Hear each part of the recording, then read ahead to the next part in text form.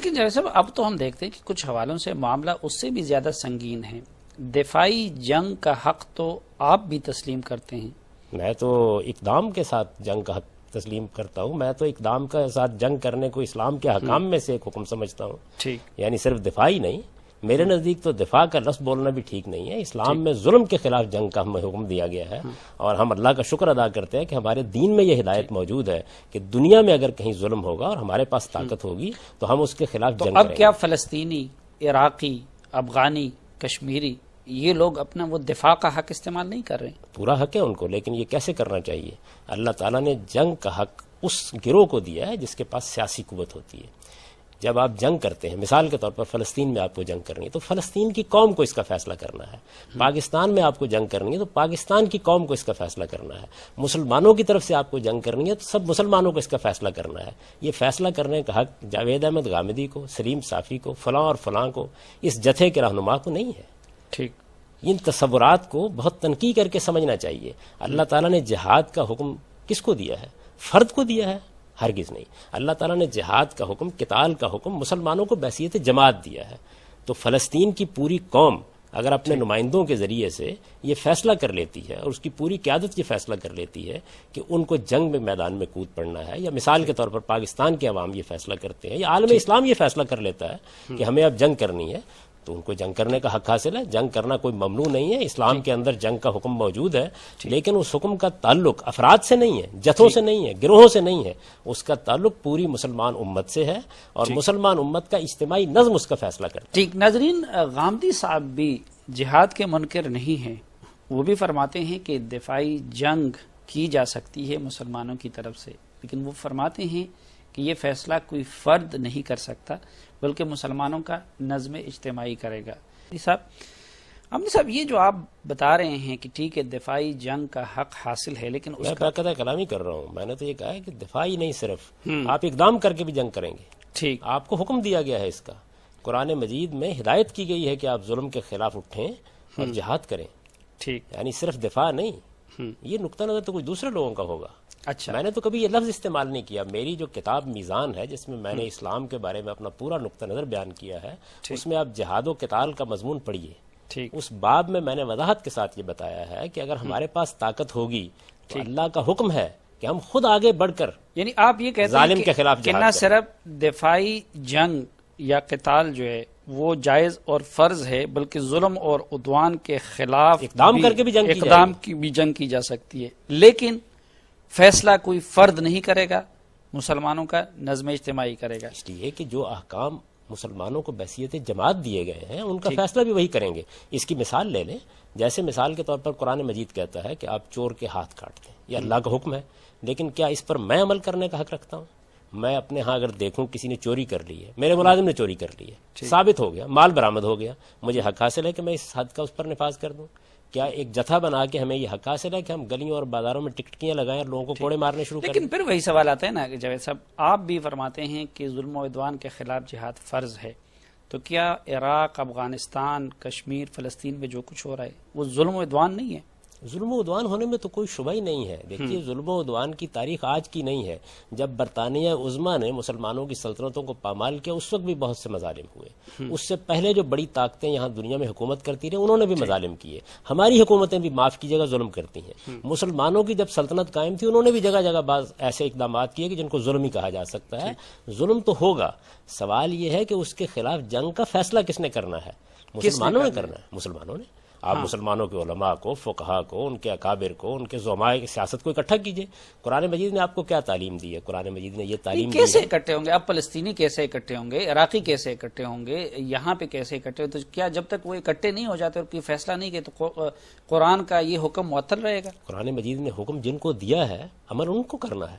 مثال کے طور پر قرآن نے ایک شوہر کو یہ بتایا ہے کہ تمہیں اپنے بیوی کے یہ حقوق ادا کرنے ہیں، تو ہم اس شوہری کو توجہ دلائیں گے کہ اسے یہ کام کرنا ہے، یا خود یہ حقوق ادا کرنا شروع کر دیں گے.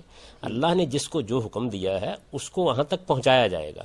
یہی وہ چیز ہے کہ جو میں کرنے کی کچھ کوشش اپنی دانست کے مطابق کرتا رہتا ہوں، اور حقیر ایک طالب علم کی حیثیت سے اس کی وضاحت بھی کرتا رہتا ہوں۔ میں جو بات آپ کو بتانے کی صحیح کر رہا ہوں وہ یہ ہے کہ یہ معاملہ کہ امریکہ ظلم کر رہا ہے، یہ معاملہ کہ فلسطین میں ہمارے ساتھ زیادتی ہو رہی ہے، یہ مسئلہ کہ کشمیر میں مثال کے طور پر زیادتی ہو رہی ہے، جتنے بھی اس طرح کے واقعات ان سب کو سامنے رکھ لیجیے، یہ جہاں معاملہ ہو رہا ہے وہاں مسلمانوں کا نظم اجتماعی موجود ہے یا نہیں ہے؟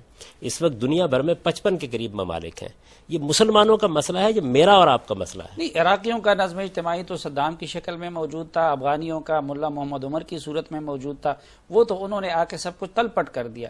اس کے بعد تو اب جب مسلمانوں کی حکومت اس کے بعد جو مسلمانوں کی باقی حکومتیں مسلمان جہاد نہیں کریں گے اس کے اس خلاف؟ کے بعد باقی مسلمانوں کی حکومتیں موجود ہیں نا، مسلمانوں کی ان حکومتوں سے رجوع کرنا چاہیے، وہ فیصلہ کریں۔ یعنی یہ مسئلہ جو کچھ بھی ہوا ہے، افغانستان کا مسئلہ اگر افغان قوم کا مسئلہ ہے تو افغان قوم کو حق دیجئے کہ وہ اپنے بارے میں فیصلہ کرے، انتخابات کروائیے، اس کی رائے معلوم کیجئے، ایک باقاعدہ نظم وجود میں آئے، وہ فیصلہ کرے۔ اگر یہ فیصلہ ہمیں کرنا ہے، مثال کے طور پر افغانستان کا نظم اجتماعی ختم ہو گیا ہے اور یہ فیصلہ باقی مسلمانوں کو کرنا ہے، تو باقی مسلمانوں کی 55 حکومتیں ہیں، ان کی ایک تنظیم OSI کے نام سے موجود ہے، اسی طریقے سے ان کی رابطے بھی صاحب وہ کیا تنظیم ہے اور کیا ان کے سربراہ؟ اب کیا ہم حامد کرزئی صاحب اور زرداری صاحب کا انتظار کریں گے کہ جب وہ جہاد ڈکلیئر کریں گے تو تب ہم جہاد کریں گے؟ معاف کیجیے گا، تو پھر آپ کو یہ حق کیسے دے دیا جائے کہ باقی سب مسلمانوں کی رضامندی اور مرضی کے بغیر آپ ایک مصیبت ان پر مسلط کر دیں؟ آپ کے خیال میں جنگ کوئی معمولی چیز ہوتی ہے؟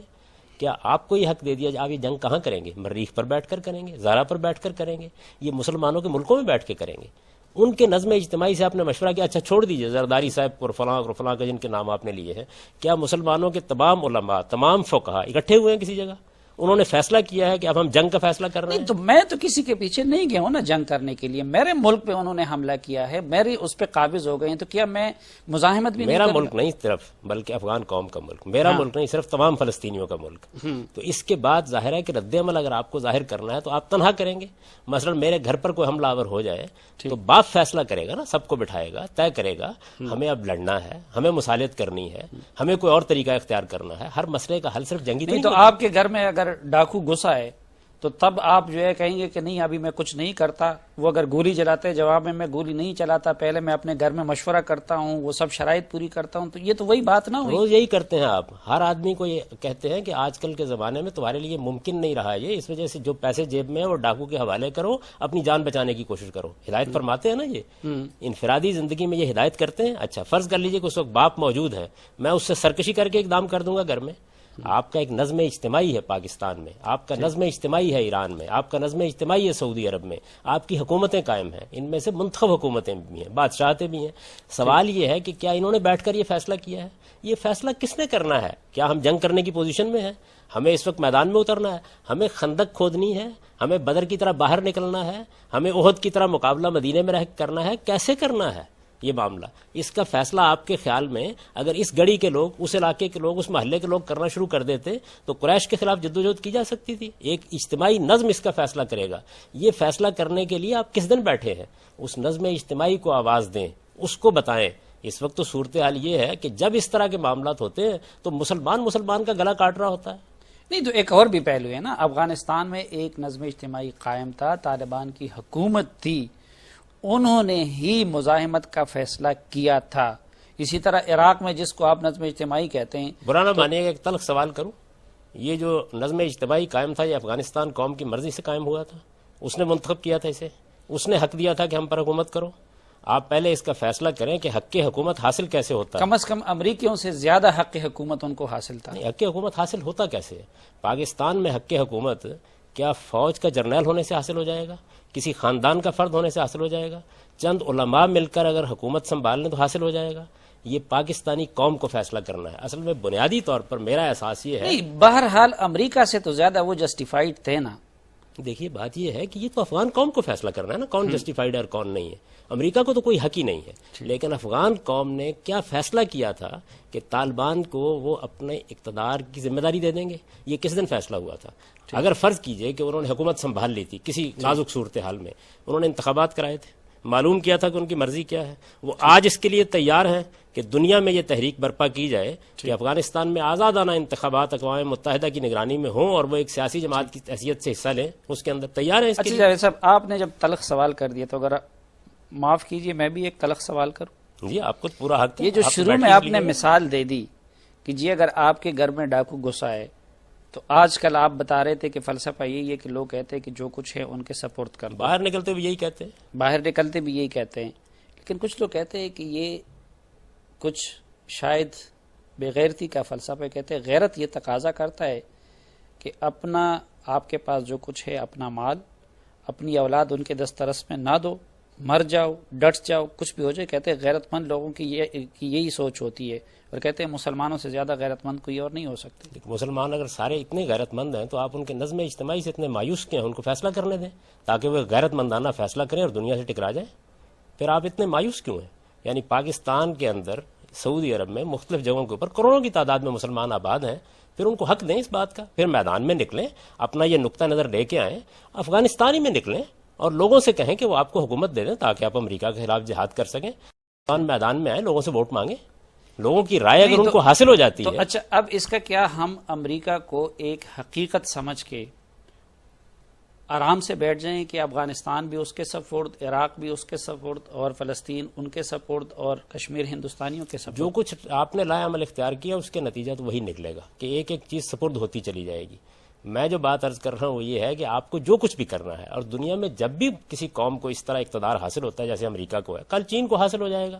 آپ تو کہیں میدان میں نہیں ہیں، تو دنیا میں کسی نہ کسی طاقت کے پاس ایک سپر پاور کی حیثیت سے اقتدار رہتا ہے. رومی سلطنت تھی، ثانی سلطنت تھی، بازنطینی سلطنت تھی، مسلمانوں کی حکومت قائم ہوئی، اس کے مظالم بھی لوگ بیان کرتے ہیں.